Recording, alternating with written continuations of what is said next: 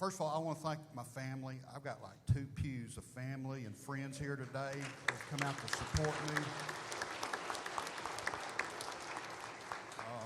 I told this to the guys Thursday night at our Real Men of God tournament. That's a ministry I run to fishermen in the area. We had 23 boats Thursday night. Had other guys show up for the weigh-in. We had almost 60 guys there who gathered around me and laid hands on me and prayed with me at a bass tournament Thursday night.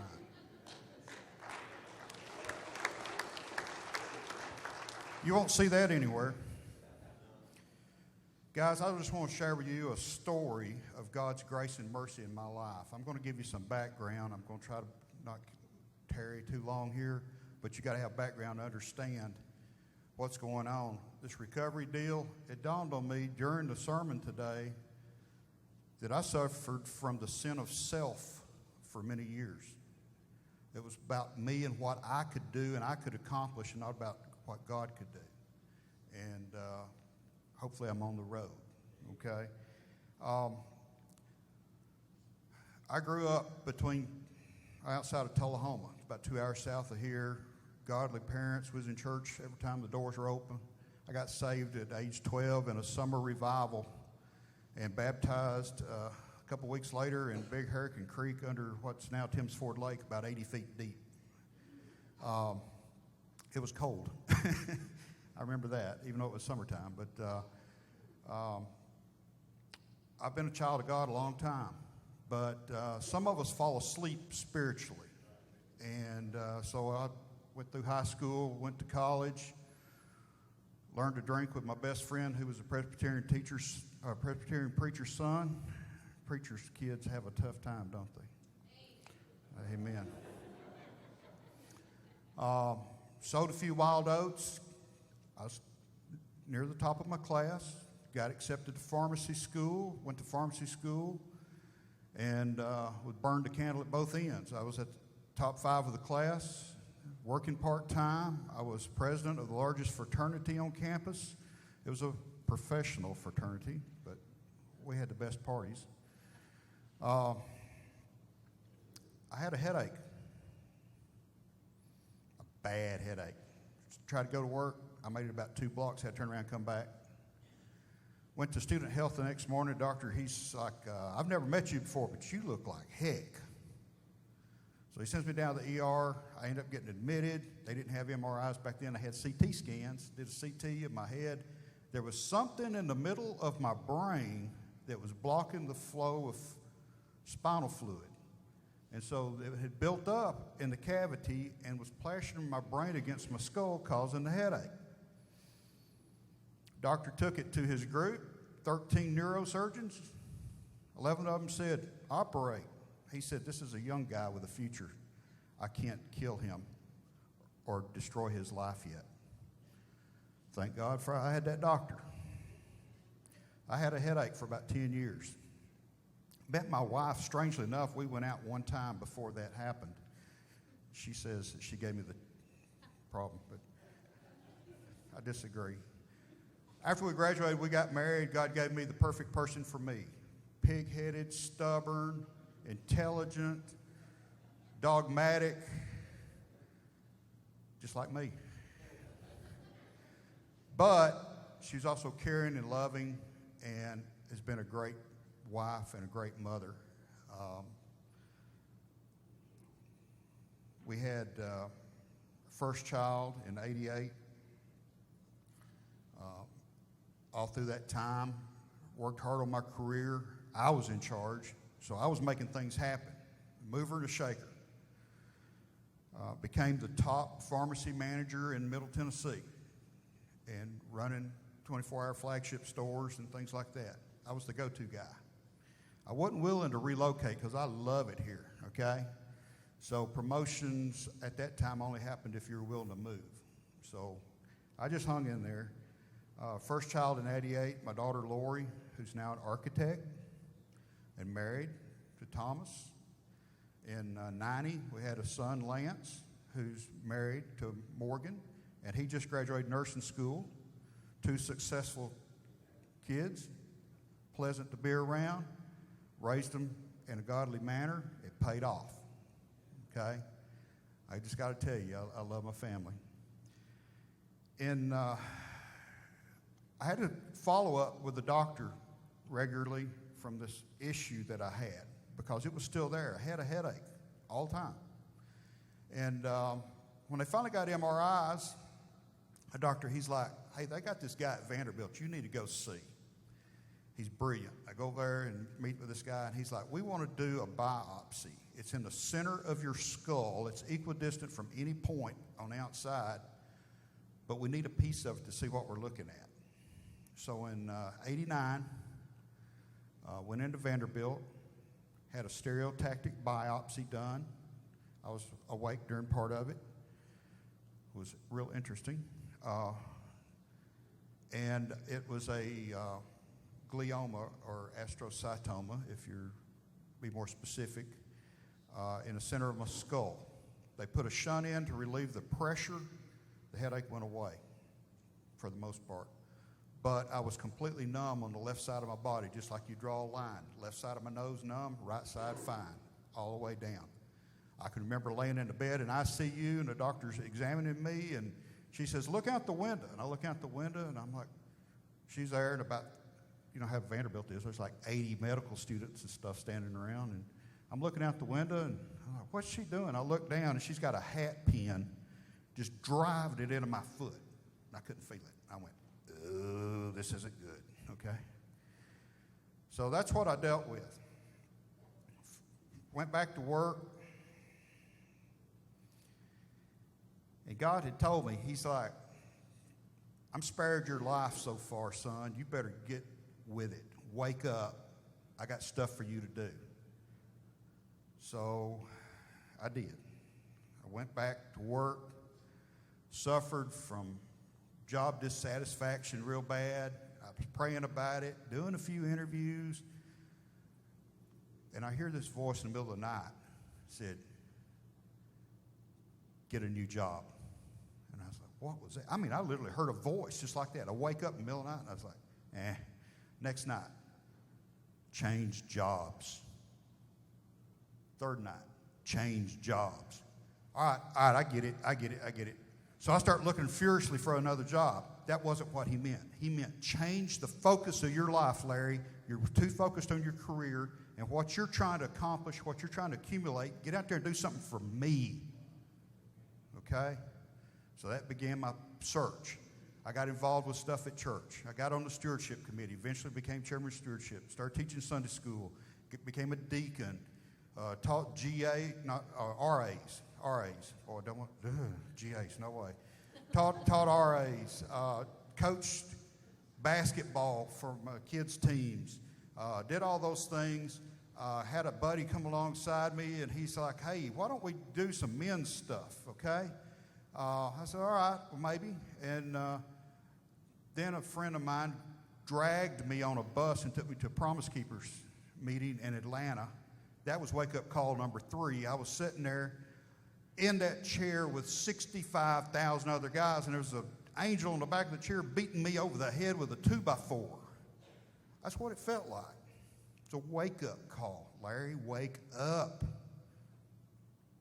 Came home, talked to my wife. I was like, baby, we're starting to tithe. She goes, we ought to. Okay. Made some other changes.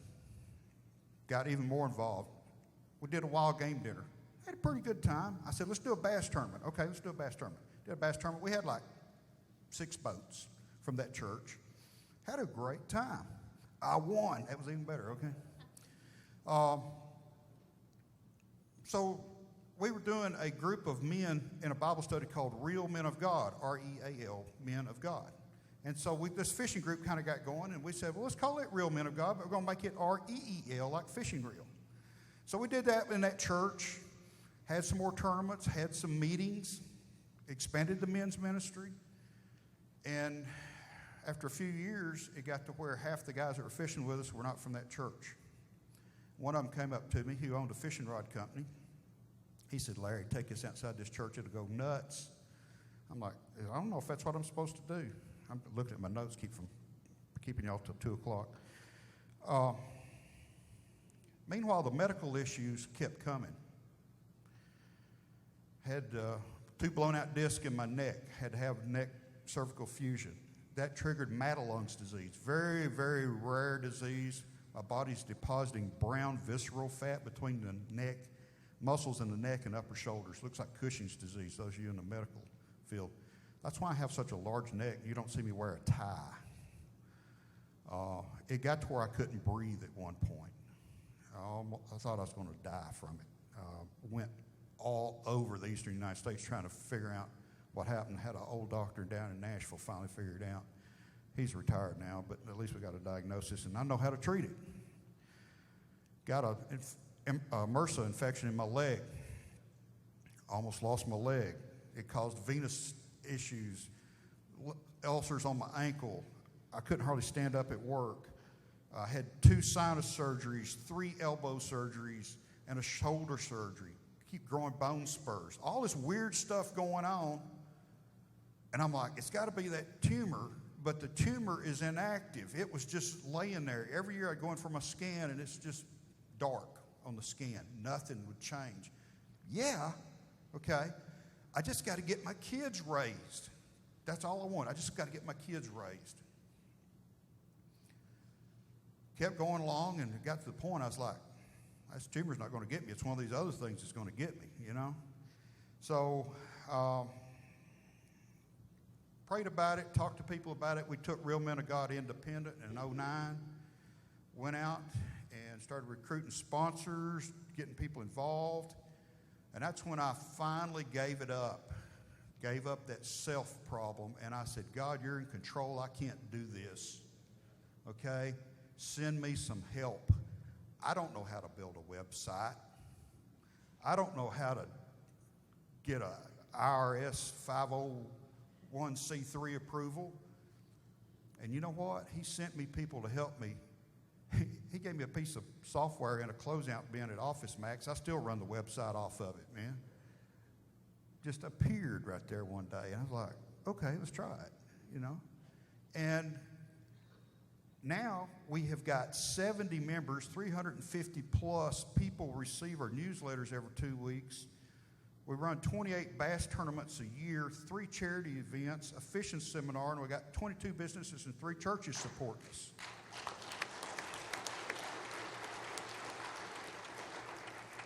But that's not me. That's God. I can't do that. That's God. It's doors open.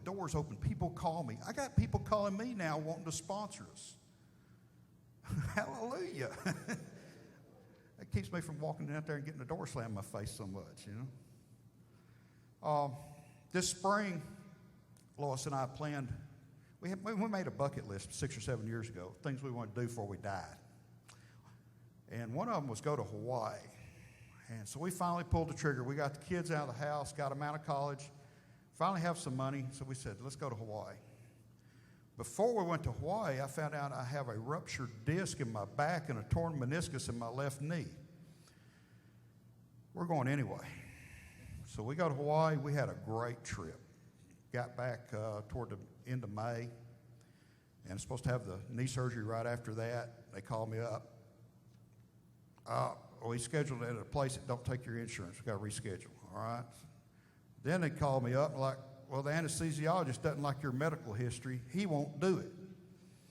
So we're going to reschedule you June the 17th for the knee surgery at the hospital. I said, okay, I'm limping, man. I'm about to die here, all right? Well, sorry. So I go back from a neuro appointment last Tuesday at Vanderbilt, and Lois hadn't been with me in, 15 years, and she happened to be off that morning. She goes, and all this stuff keeps getting postponed. Something's going on. So I'm going with you. I said, all right. So we go in, walk in there. I do my MRI, come out. She meets me for the appointment. Walk in there, doctor, he starts asking me questions. And I said, I've been having some trouble focusing. And he has me stand there, all the neuro tests he does, have me stand there with my eyes closed, and I had to catch myself from falling down. We sat back down, and he goes, let's look at the scan. He said 6 months ago, for the first time ever, there's a small highlight on the edge of the tumor.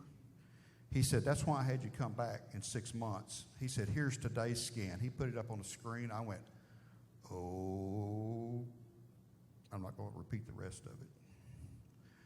The whole tumor is highlighted. It's larger. It's pushing on the optic chiasm, which is where the optic nerves cross. That explains the trouble focusing. The dizziness, because it lies on top of the brain stem. It's got to come out. So my options are surgery, which would be devastating because just the microscopic needle going in caused all that numbness. Or we're going to do radiation and chemo, which is probably what's going to happen. This week I have 5 doctor's appointments. I'll know a lot more next week. But what I'm asking is for your prayers.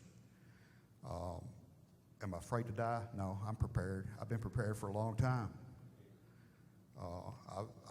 This was always a possibility. We've lived our life differently because of this possibility. Financially, in planning, not taking chances, certain things we didn't do because this was always a possibility. And so I'm just asking for your prayers. God is going to be glorified through this some way. All right? He is going to give me a testimony that is beyond belief, and somebody's going to accept Christ because of it. I'm convinced. If I die and one person accepts the Lord because of what happened to me, it's a win because that's one more person in glory, right?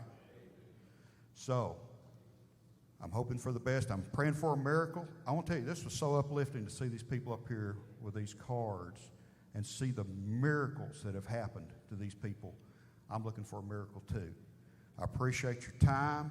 If you don't know the Lord, you need to get right. You don't know if that little thin blood vessel that's about to burst is going to burst today or not.